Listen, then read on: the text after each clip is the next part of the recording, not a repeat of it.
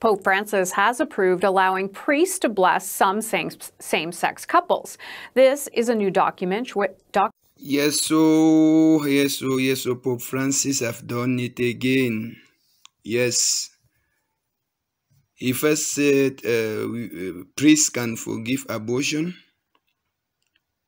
Now, some people used to argue that Pope Francis never supported gay marriages. Yes, this is your Christmas gift. Those of you that you are celebrating Christmas. Christmas gift and welcome to 2024. Gay marriages.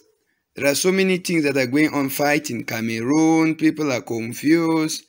And I don't know your own country. Please, you can drop your comment.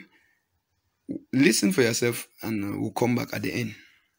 And a prominent Nigerian nun had tough criticism. Yes, we proclaim the 10 Commandments and parade ourselves as being the custodians of moral standards and values and good behavior in the society. Hypocrites at times, yes. But why did we keep silent for so long? Pope Francis has approved allowing priests to bless some same-sex couples. This is a new document which reveals a big shift in Vatican policy. Now, the document elaborates on a letter Pope Francis wrote to 2 cardinals that was published in October. It says people seeking God's love and mercy should not be subject to, quote, an exhaustive moral analysis to receive it, and that marriage is a lifelong sacrament between a man and a woman. But requests for blessings shouldn't be completely denied. Let's talk a little bit more about what this document is and what it isn't. And for that, we go to CBC News Vatican analyst David Perlich in Calgary. Welcome to the program, David. Always great to chat with you. And you too, Hannah. Let's talk about the significance of this change. Significant?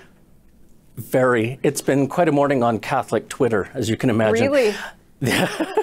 This is a significant step, a significant evolution in the way that the Catholic Church will deal with what's called the pastoral care of same-sex couples or gay people. It's an evolution. Documents came out 20 years ago. There were statements were made 2 years ago that many Catholics found deeply hurtful. This is a new evolution.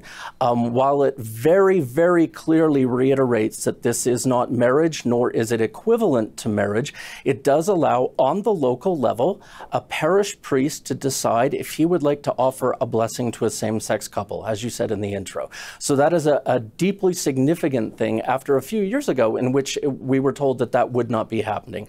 So for gay Catholics who want a blessing, they can approach their parish priest who now has the possibility to do this.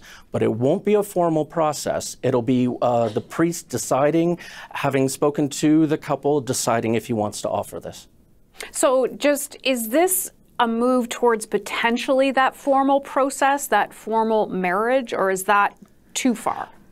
The Catholic Church thinks in decades or centuries. So I think it would be I think it would be wrong to think of this as just one more step and we're getting closer. I think that potentially in the future, but there could be additional statements made, although this document very clearly says that they've made their statement on the matter and it's now up to the local parish priest. But who knows what the future decades will bring. But this is sort of the Vatican statement on where it's at now and what it thinks should be happening, but it is a major development for the Church. I want to go back to something you mentioned in your first answer, pastoral care. What does that mean exactly? So this is what you think of when it's a one-on-one. This is a situation where a priest deals one-on-one with an individual Catholic. In this case, 2 Catholics who are gay, who want to look at a civil union. This is an opportunity for that priest to make a discernment. So the document is very clear here. There won't be a formal rite, that bishops and cardinals will not be weighing in on exactly what is said and what isn't said. There won't be a pattern. There won't be a ritual around this. That this is more, the word that they use is spontaneous. spontaneous, that in a spontaneous move, a parish priest can offer a blessing. But it is very, very clear that it is not to be done with clothing or words or processes that make it sound equivalent to marriage. And it's not to be done, it specifically says in the document, it's not to be done as part of a civil union ceremony. So this would have to be outside that formal process as a much more spontaneous blessing. You were saying that there's been a lot of reaction on Catholic Twitter, and I guess I didn't know there was Catholic Twitter. My apologies. There is. What type of reaction are you seeing out there? I'm seeing everything from Catholic priests who work with gay people who are thrilled that they can now offer blessings. Was just reading about one priest who said, as of today, I'm happy to offer blessings to couples that come to me. I've also seen from a more conservative, more traditional aspect of the church, a lot of anger and confusion over this. So a lot of critics of Pope Francis have said that all these changes that he has made in the church, these little changes, these statements, these tweaks, has led to a kind of moral confusion in the church. So this document today is just going to add fuel to that particular fire for people who are in that more traditional vein. On the other side, there are people who are thrilled, priests who are ready to do this, and for gay Catholics who want this, who have waited for this, potentially for their whole lives, this is a major, major change. So what this will do is, unfortunately, yet again, there will be the different aspects of the church, the different sort of traditional, non-traditional folks are going to be turned towards this and looking at the document from their own perspective, which will lead to sort of more ongoing challenges. So the important thing here is what it will mean. This isn't like a law has been changed. This is like the interpretation of something has changed. So what we will have to wait to see over time is how this plays out case by case, individually, over time.